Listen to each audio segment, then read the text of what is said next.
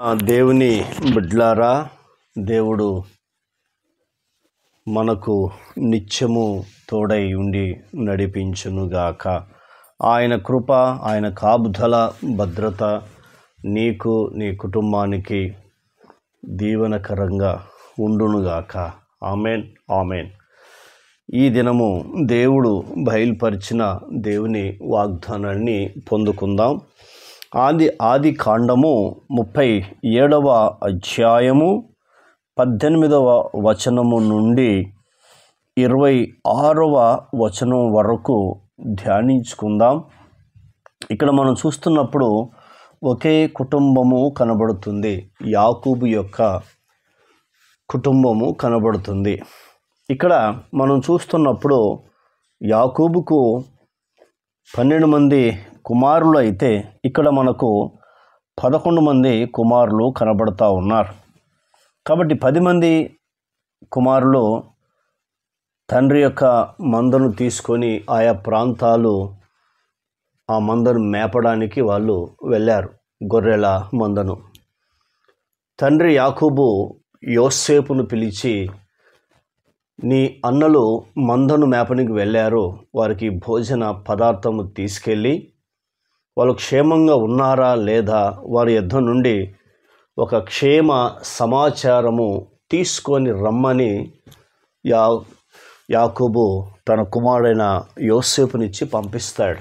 తను తండ్రి గారు ఇచ్చిన భోజన పదార్థములు తీసుకొని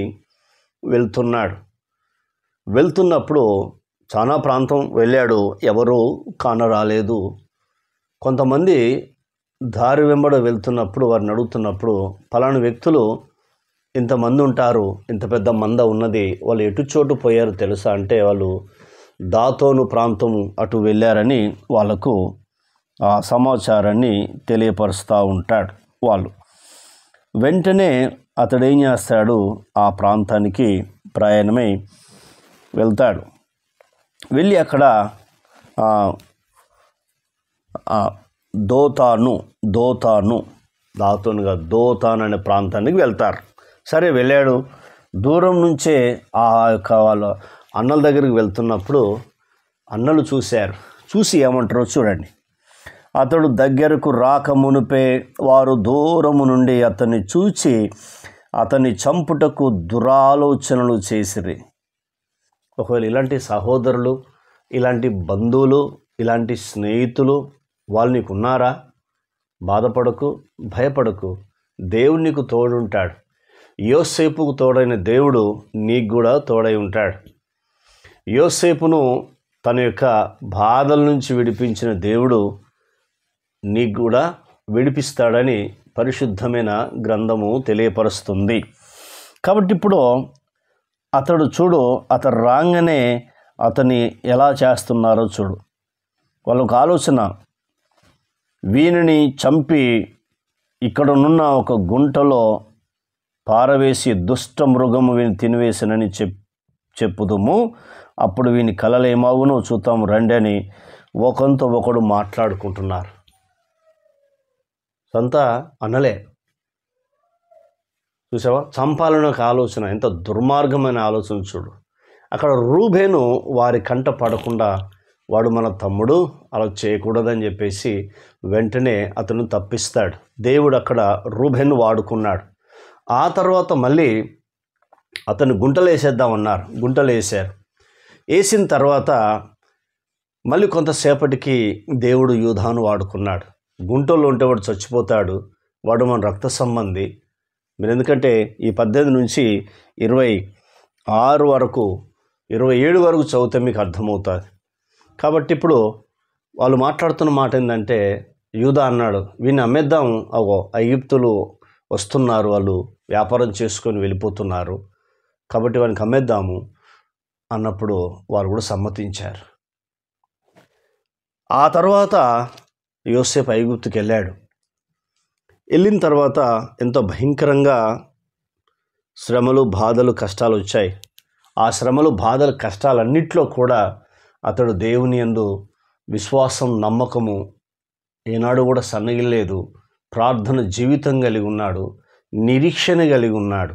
అందుకే మనకు బైబిల్ చెప్తుంది, రోమి రాసిన పత్రిక 5వ అధ్యాయం 5వ వచనము, ఈ నిరీక్షణ మనల్ని సిగ్గుపరచదని పరిశుద్ధమైన గ్రంథం చెప్తుంది. ఆయనను అన్నలు బాధించవచ్చు, లేదా ఐగుప్తు దేశంలో అనేకులను బాధించవచ్చు, కానీ దేవుడు నన్ను ఒకానొక దినం విడిపిస్తాడు, దేవుడు నన్ను ఉన్నతమైన శిఖరాల మీద నిలవ చేస్తాడని యోసేపు ఆ విశ్వాసం, నమ్మకం కలిగి ఉన్నాడు. మరి నిన్ను కూడా అనేకులు బాధిస్తున్నారా? దుఃఖపడద్దు, నీ జీవితంలో ఒక అద్భుతమైన కార్యం చేయబోతున్నాను అని దేవుడు నీతో మాట్లాడుతున్నాడు.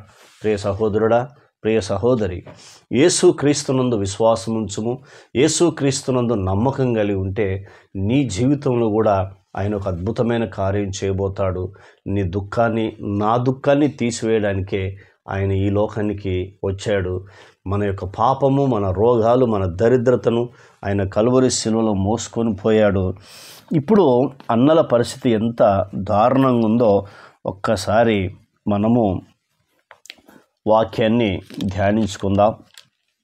ఇక్కడ మనం చూస్తున్నప్పుడు వాళ్ళు మాట్లాడుతున్న మాట ఏంటంటే, 42వ అధ్యాయము ఆదికాండము మొదటి నుంచి చదువుకుందాం. ధాన్యము ఐగుప్తులు ఉన్నదని యాకోబు తెలుసుకున్నప్పుడు, మీరెలా ఒకరి ముఖము ఒకరు చూస్తున్నారు? తన కుమారుతో అనెను.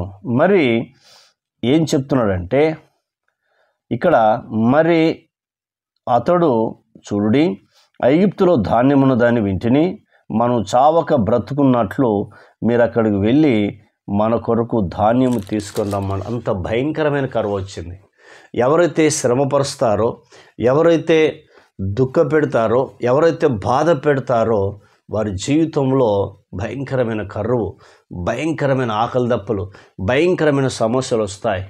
అందుకే ఎవరిని కూడా బాధించకూడదు, ఎవరిని కూడా గాయపరచకూడదు, ఎవరిని దుఃఖపరచకూడదు.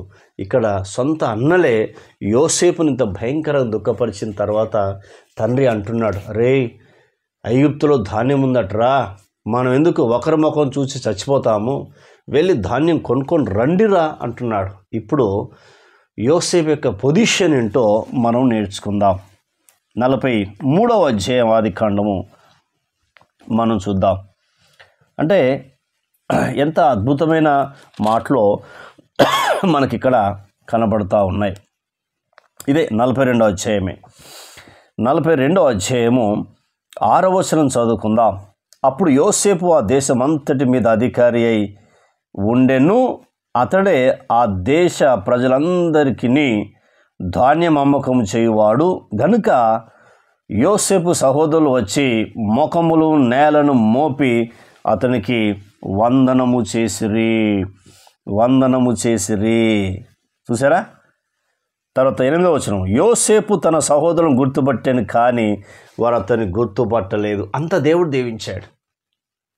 మరి నువ్వు అనేకులు నేను బాధిస్తున్నారా? భయపడకు, దేవుడు నీ దుఃఖాన్ని తీసివేస్తాడు. యోసేపును దీవించిన దేవుడు నిన్ను కూడా దీవిస్తాడు. నమ్ము యేసుక్రీస్తును, విశ్వాసం కలిగి ఉండు, నిరీక్షణ కలిగి ఉండు, ప్రార్థన జీవితం కలిగి ఉండు. నీ జీవితంలో దేవుడు అద్భుతం చేస్తాడు. ఒకసారి పరీక్షించుకుందాం, ఆలోచించుకుందాం, తీర్మానం చేసుకుందాం. ప్రార్థన. కన్న తండ్రి నీకు స్తోత్రాలు. విన్న మాటలు దుష్టతకు పోకుండా సహాయం చేయండి. యోసేపు ప్రభు ఎంత శోధించబడ్డా, శ్రమపరచబడ్డా, గాయపరచబడ్డా నిన్ను విడిచిపెట్టలేదు. నీ మీద ఆధారపడ్డాడు, నీ వైపు చూడగలిగాడు. కాబట్టి కరువు అతన్ని ఏం చేయలేకపోయింది, ప్రతి బాధ కష్టం అతన్ని ఏం చేయలేకపోయింది. అది ఓడిపోయి అతనికి విజయం ఇచ్చి ఐగుప్తు దేశాన్ని పరిపాలించే రాజుగా నువ్వు అభిషేకించిన మీ కృపకై నీకు వందనాలు. అలాంటి ధన్యతను మాకు కూడా అనుగ్రహించమని, విన్న మాటలు మా హృదయంలో ఫలింపజేసి మీరు మహిమ తెచ్చుకోమని కృతజ్ఞతలు చెల్లిస్తూ యేసుక్రీస్తు నామంలో అడిగినవన్నీ పొందుకున్నాం తండ్రి, ఆమెన్. దేవుడు మనందరిని దీవించి ఆశీర్వదించునుగాక. Amen, amen, amen.